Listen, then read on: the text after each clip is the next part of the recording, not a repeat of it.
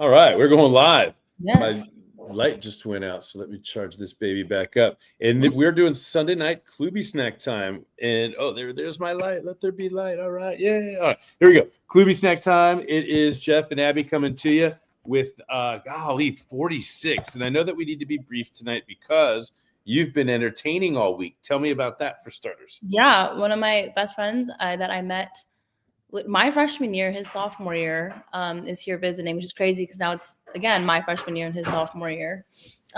So he's here. He's been here, like he got here on Sunday and he leaves tomorrow, so like over a week, which has been great. To have like somebody from home here. It's also his first time in New York, so I've just been trying to show him everything, and we're out doing stuff. And yeah, but I've been tired.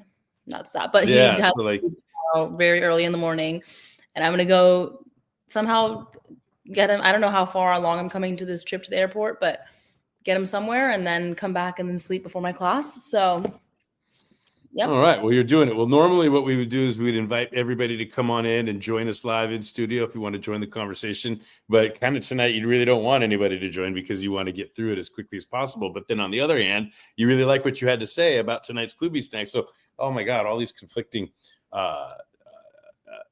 I don't know, priorities tonight, but here we go. So let's move you along, yeah, because you've got getting Jax to the airport on your mind. So here we go. For KloobySnacks, everybody should know by now there's 4 baker's dozens. 4 times 13 is 52. We've got one for every week of the year, and this is the 46th week of the year. So we are in the 4th baker's dozen. We started the year with loving flavored, then ego flavored, then discipline flavored, and now we're in the integrity flavored. It was kind of cool for me to create an integrity flavored category to try to create a through line to the integrity game and the keynotes and the workshops and the soft skills training that I do professionally. So this is kind of like personal brand, a little bit of professional brand, but there's a connection there.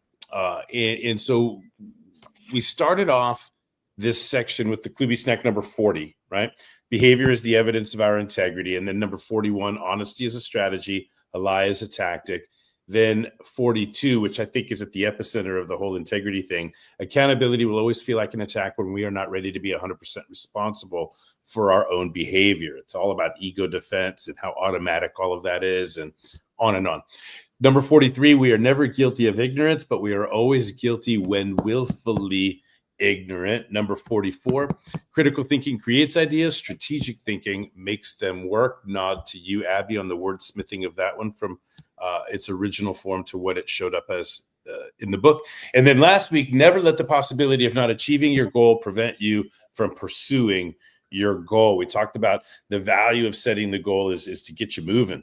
Right. Mm-hmm. It doesn't even it's not tethered to the result. It's tethered to the process. Right. OK, so that takes us to number 46. Are you ready, Abby? Mm-hmm. All right. So number 46, I'll put it on the board and then I'll screen share. Number 46, if you don't know your purpose, how can you ever know what anything is really worth? Now, as I go to screen share, I'm going to let everybody know that when it comes to the integrity game is a 10-point model.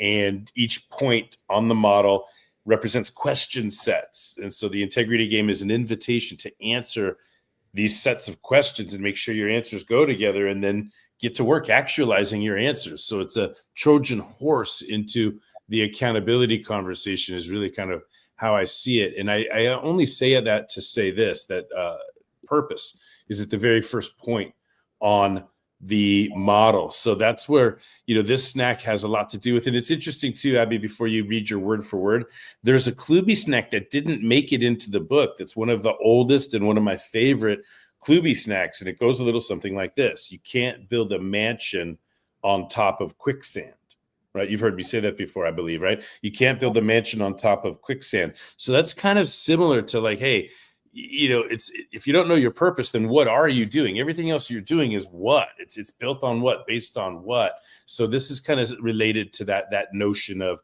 you can't build your mansion on top of quicksand. But this is really about what do we value? What are things worth? How do we know? How would we ever decide what something's worth if we don't know purpose? So can't wait to hear what you have to say here, Abby. Are you ready? Yeah. All right, go ahead. Oh, I thought you were going to reread it. Sounds like the. Oh, I'm sorry. If you don't know your purpose, how can you ever know what anything is really worth? Abby? When I first read this KloobySnack, I thought it was too advanced for me. I questioned whether or not I was even qualified to write about it because, in my mind, I'm not. With more time, I'm sure I'll have something of greater value to say, but after talking to my dad, I've had a few thoughts. Knowing and defining your purpose is the foundation of integrity. By knowing your purpose, even if that purpose changes or shifts over time, all of your actions have intent. If your purpose is to be a good father, then the things you say, do, decide should be in alignment with that. Anything that is out of alignment is out of integrity. Knowing your purpose is what keeps your actions in alignment with your wants. Your personal purpose determines the value of things in your life. If something is unrelated to your purpose or takes away from your purpose or slows down your progress to achieving your purpose, then you do not know how to then you know not to interact with it. Certain arguments aren't worth your effort because they're out of alignment with what you really want in life. Knowing your purpose determines the worth of everything in your life. The worth of your connections, time, arguments, energy is all determined by your purpose. The first step to knowing the worth of everything, including yourself, is by determining your purpose. After the first step, everything else falls into alignment.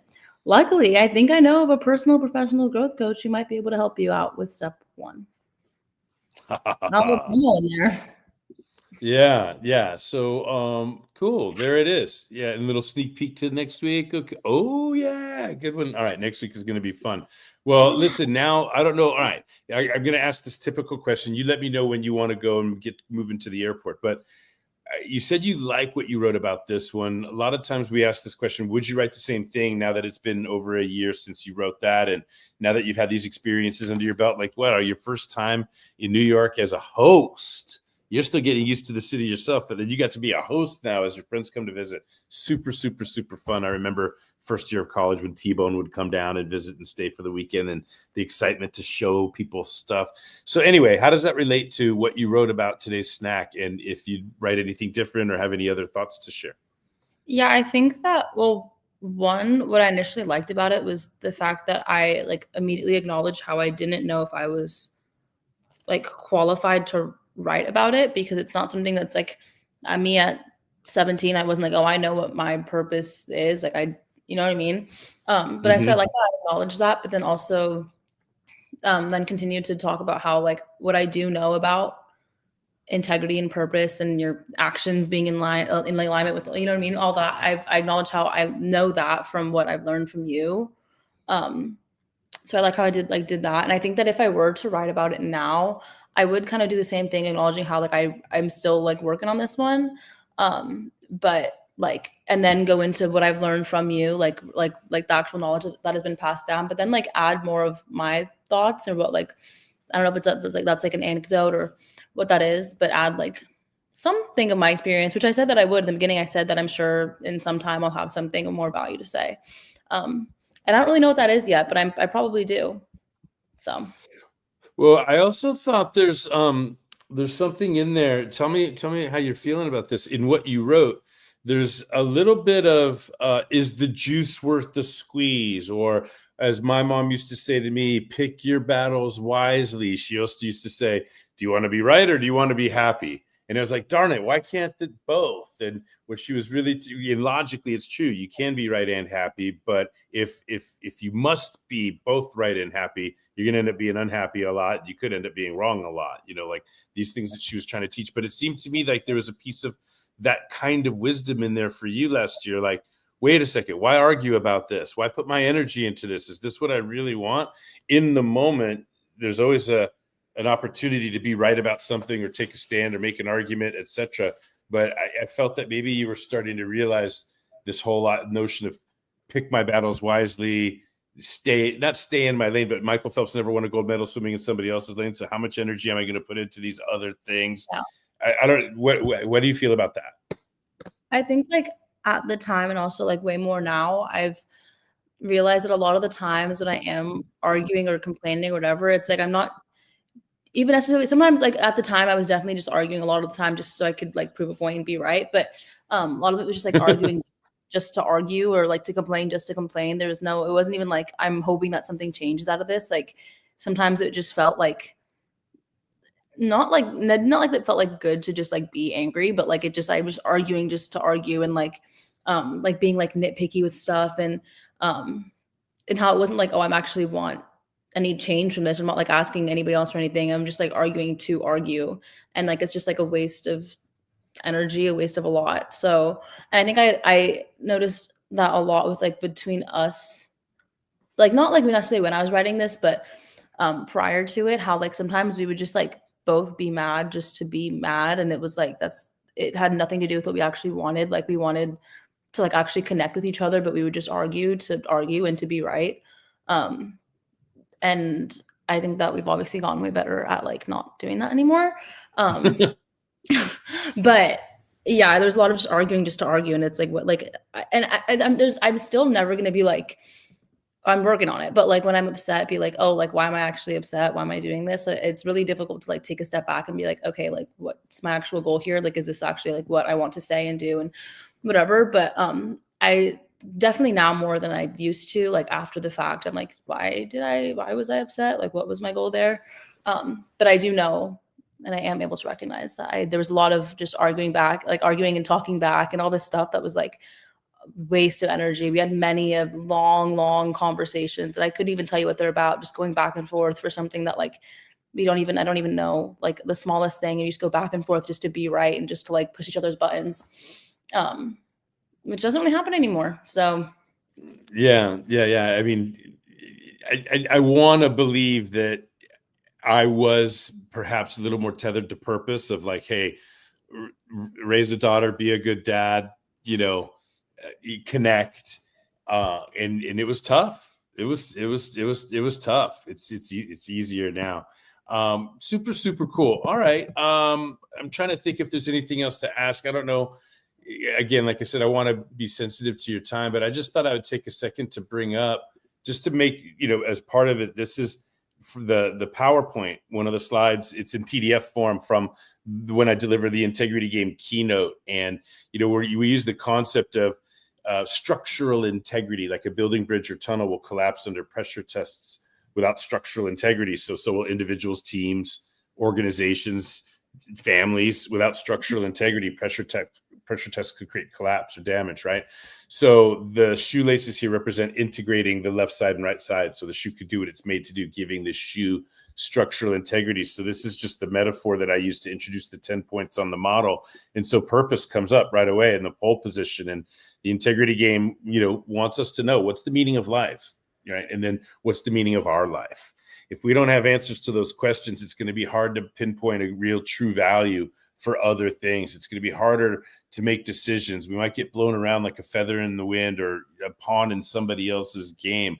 But the degree to which we can understand the meaning of life, or have some sort of answer to what does life mean, or what do we think it means? And then what is the meaning of our life? Why am I here? Why am I on this planet? What's my purpose? Now, be clear, Abby, you're so young, right? The integrity game doesn't care if your purpose tomorrow is different than your purpose today. The integrity game just cares about every day that you don't have a purpose, right? Like, because it's hard, like, again, back to, you can't build a mansion on top of quicksand. It's going to be difficult to have the best day of your life if you can't describe the purpose of that day and the decisions within that day, etc. And so there's more points on the model, etc. But for tonight, I just wanted to highlight purpose. What do you got, Abby? What do you got? I just want to say that I think I remember one time, I think I was I'm going to say 7th grade.